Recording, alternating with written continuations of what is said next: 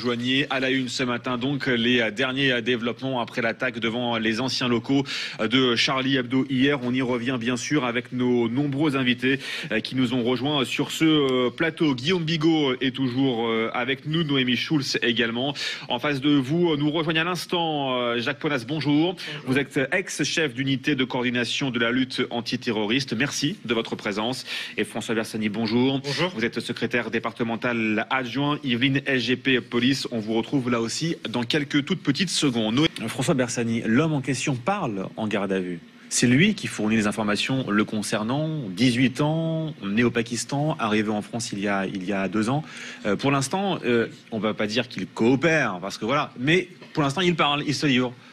Oui, sur les phénomènes précédents d'attaques terroristes et surtout de cas de figure où on peut avoir le mis en cause vivant, puisqu'il faut toujours rappeler que malheureusement de nombreux auteurs d'actes terroristes soit se sont donné la mort avant leur interpellation, soit ont été neutralisés par les forces de police, et dans ces cas-là déjà ça complique beaucoup tout l'axe sur la personnalité de l'auteur, ses motivations, donc souvent on a plus de difficultés à comprendre le passage à l'acte. Là, on a la chance d'avoir cet individu vivant grâce à la réactivité des services de police. Et je voudrais encore rendre hommage aujourd'hui à mes collègues, parce que même si on n'a pas pu éviter le passage à l'acte, en tout cas dans un temps très voisin de l'action, c'est un euphémisme, on a réussi à mettre la main sur l'auteur des faits, ce qui va permettre aux victimes aussi d'avoir un procès, à moins que cette personne soit jugée irresponsable par la suite. Mais pour l'instant, on en est loin.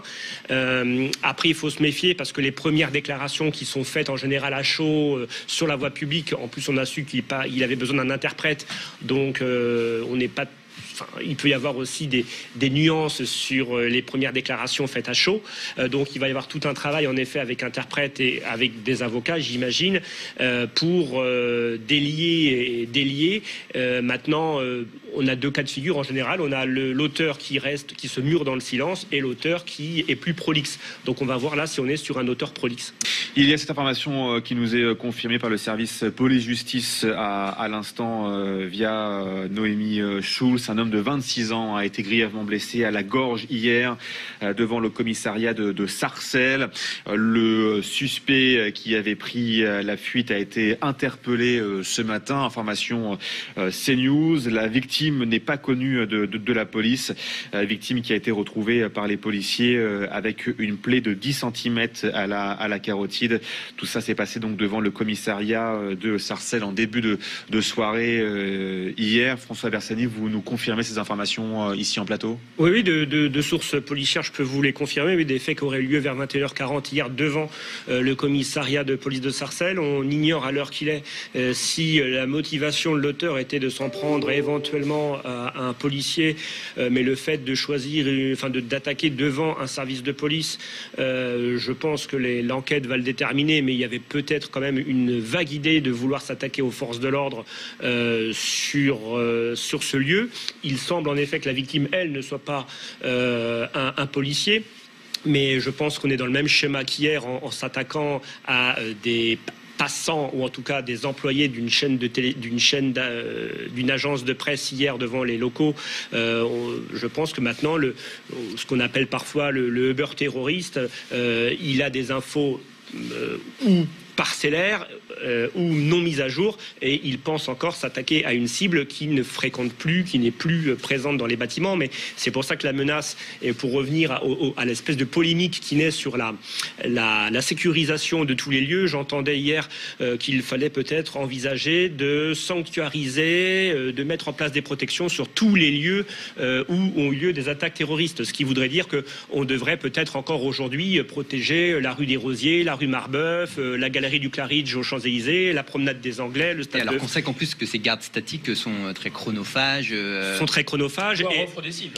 Et l'exécutif a aussi adapté sa posture, à savoir maintenant nous avons des gardes qui sont mises en dynamique, puisqu'on sait très bien qu'aussi mettre des gardes statiques devant tous ces points, c'est exposer directement les forces de l'ordre, ou à l'époque, on se rappelle, on avait mis des militaires de la force Sentinelle en point fixe, par exemple devant des écoles juives, devant des lieux de culte, etc. Et on avait revisité la posture parce que ces personnels devenaient des cibles très faciles justement pour ce genre d'attaque. Donc on est passé sur du mode dynamique souvent pour protéger. Et puis la politique aujourd'hui en France de sécurité, c'est de protéger des personnes. Ce n'est pas forcément de protéger des bâtiments, même surtout lorsqu'ils sont vides ou qu'ils ne sont plus affectés à une personne qui est ciblée. Alors on va voir ce que donne cette polémique, mais pour nous en tout cas, elle est assez stérile puisqu'il faut en fait que dans l'imaginaire malheureusement de la population, elle intègre que le risque malheureusement est partout, à tout moment, et qu'on n'assurera pas le zéro défaut ou on ne peut pas constituer une bulle de protection malheureusement hermétique. François Bersani, vos collègues travaillent jour et nuit. Ils ont 96 heures, montre en main, pour essayer de savoir qui est cet homme. Oui, alors là, en plus, la loi sur le renseignement et puis sur la lutte contre le terrorisme avait un peu évolué. On pourrait même maintenant garder au-delà de 96 heures pour deux périodes de plus s'il y avait un risque imminent pour la commission d'un acte terroriste. Donc, en effet, sur un système comme celui-là qui semble relativement simple à l'heure actuelle où l'on se parle, où on ne semble pas déterminer un réseau, en général 4 jours, au moins 4 jours comme ça de temps d'enquête permet déjà, en effet, avant éventuellement l'ouverture d'une information judiciaire qui sera demandée ou pas par le parquet antiterroriste, ça permet déjà d'élaguer sur tous les actes d'enquête classiques qui sont menés sur une attaque comme ça, une attaque terroriste. Pour revenir sur ce que disait Laurence, oui, on a un gros souci sur le territoire français, c'est qu'on a certes les signaux forts. Alors ça, ces signaux forts, ils sont pris en charge par la DGSI, par exemple. On a les signaux faibles qui, parfois, sont pris en charge par les services de renseignement territoriaux. Et quand il n'y a pas de signaux, c'est-à-dire ni faibles, ni forts, donc en dessous des radars, là, c'est le problème. Là, il semble en effet qu'on soit sur un auteur qui ne s'était pas manifesté. Donc là, quid? Comment peut-on faire pour détecter l'indétectable?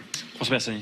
Rappelons aussi, pour rebondir sur ce que dit Laurence, c'est que nos voisins d'outre-Manche en Angleterre subissent très régulièrement ces derniers mois des attaques au couteau, par exemple, dans le centre-ville de Londres ou dans d'autres grandes villes, alors qu'il n'y a pas dans ce pays, par exemple, de republication ou de publication de journaux satiriques ou dans la presse anglo-saxonne qui est beaucoup plus en retrait que la presse française. Donc c'est un faux débat de tout axer sur la republication, même si ça peut être un déclencheur chez quelqu'un, mais on sait très bien que la menace terroriste, en effet, elle est protéiforme et que donc ça n'obéit pas seulement à la publication de...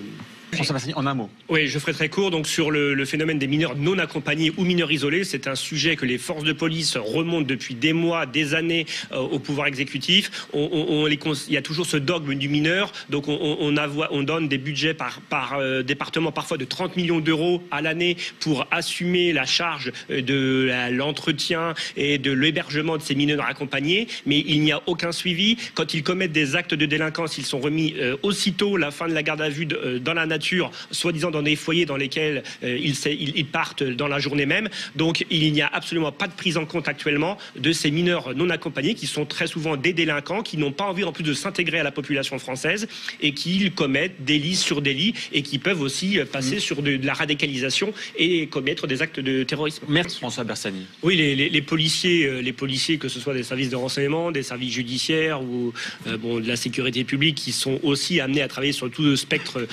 du terrorisme et la radicalisation, eux, ils travaillent avec les moyens qu'on leur fournit. Ils ont un arsenal législatif et matériel qu'on leur fournit. Maintenant, si cet arsenal, en effet, est insuffisant ou si la procédure qui est applicable actuellement est insuffisante, il faut travailler sur cette procédure. On sait, par exemple, que sur les individus qui ont été incarcérés pour des faits, par exemple, de terrorisme, et quand ils ressortent, on a créé le fameux MICAS, la fameuse mesure individuelle qui permet de suivre et de tracer en sortie de prison les déplacements, on va dire, d'une personne jugée pour des faits de terrorisme. Il faut quand même expliquer à la population que cette mesure de suivi, ça n'est pas 10 policiers qui sont derrière cette personne, c'est un passage obligé à heure fixe une fois dans la journée dans le commissariat de police ou de la gendarmerie la plus proche. C'est une espèce d'assignation à résidence avec un espèce de... C'est pas du contrôle judiciaire, mais un pointage. Est-ce que ça prémunit la France contre un passage à l'acte une fois qu'une personne vient signer une fois dans la journée? Retrouvez toute notre actualité sur videopolice.com, la chaîne YouTube d'Unité SGP Police.